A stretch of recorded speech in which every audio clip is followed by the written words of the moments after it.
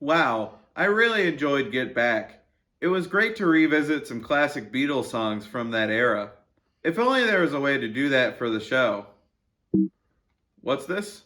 A video for My Sweet Lord? That's right, folks. For some reason, the powers that be have decided to film a video for George Harrison's My Sweet Lord. This begs the question: can modern filmmakers bring the necessary magic and soulfulness needed to match this deep and introspective song? Judging by its inclusion on this show, I think you can probably guess the answer.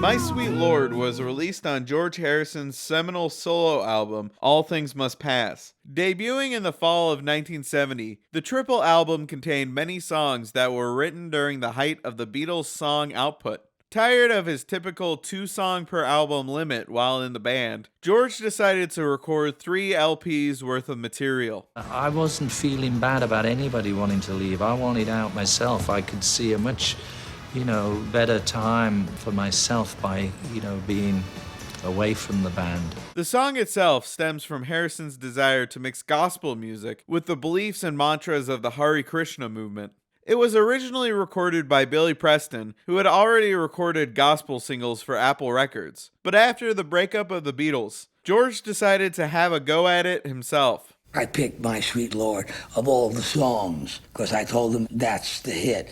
And everybody fought me on that because they said it's got religious overtones in it. I just said it didn't matter.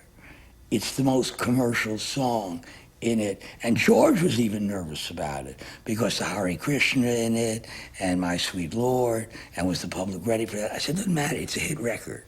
In 1971, Bright Tunes Music Corporation brought a lawsuit against Harrison, alleging that the song infringed upon their copyrighted song, He's So Fine by the Chiffons. 5 years later, the court ruled against Harrison, forcing him to pay out almost $600,000.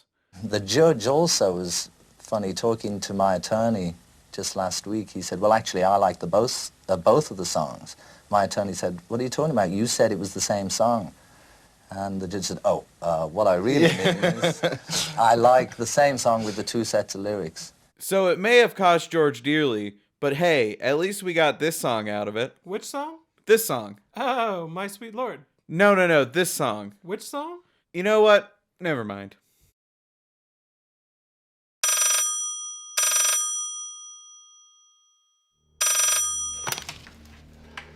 Hello?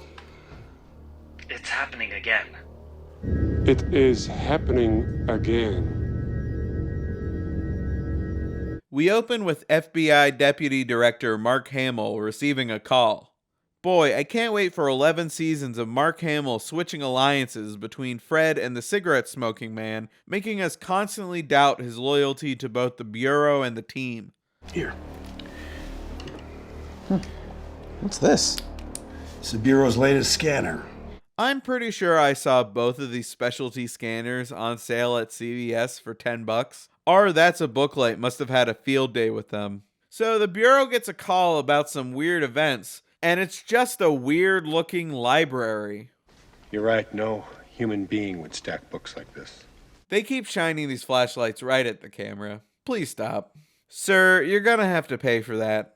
Lance, what do you think for a transition? Picture this. 2 girls make a cat's cradle. Neon lights twirl into a brick wall. Oh, great. Everyone loves it when the 2 paranormal investigators split off. Do you get it?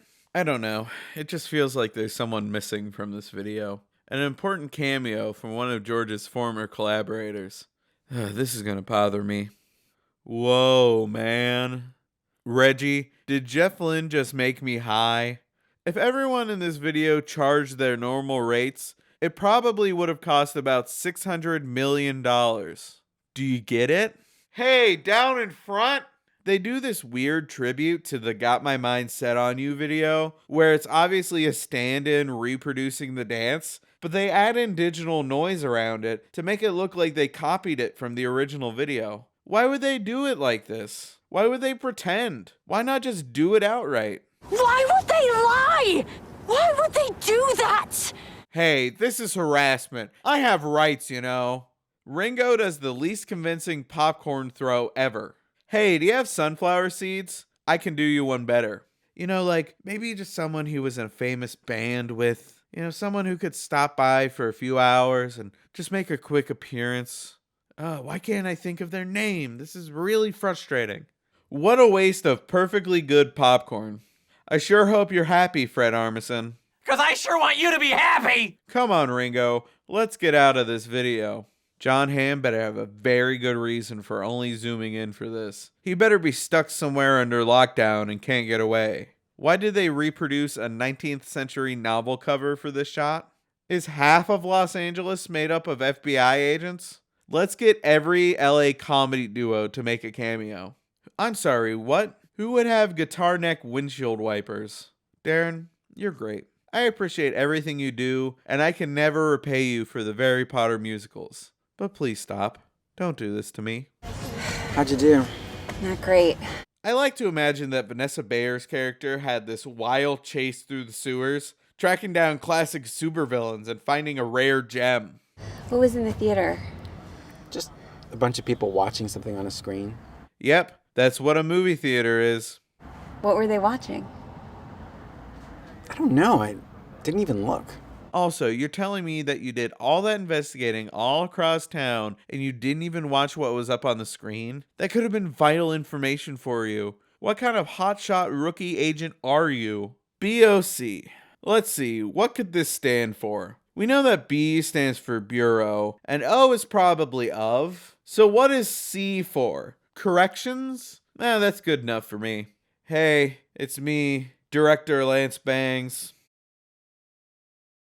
Oh, Bob Dylan, that's who I was thinking of. You know what? No. Roll the clip.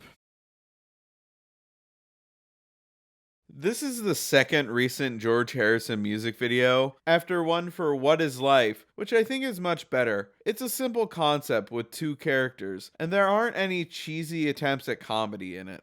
I had heard a little about George liking Python, and I'd been a bit wary, because, I don't want to know about somebody famous. George's grounding in what was both true and what was...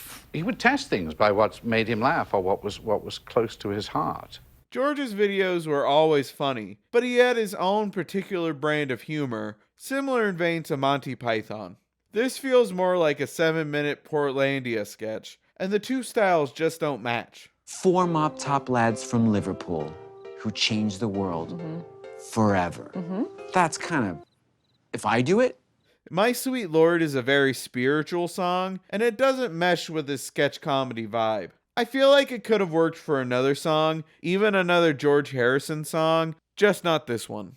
It also makes me sad that they only got around to making music videos for some of George's biggest songs decades after he died. And while I appreciate them not just putting out a "here's a bunch of clips from the era" video like they easily could have, was their only other option a jumbled sketch that doesn't even pay itself off?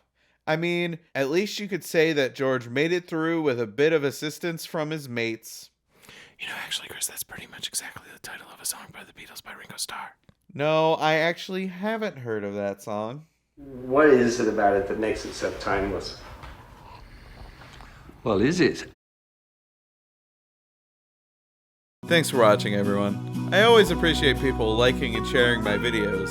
And be sure to subscribe so you don't miss the next episode. Do you know a terrible music video you'd love to see me cover? Drop it in the comments. And as always, I'll see you in the next one. Well, another great episode in the can. Everything went pretty smoothly, no major hiccups, and damn it, it was Paul McCartney.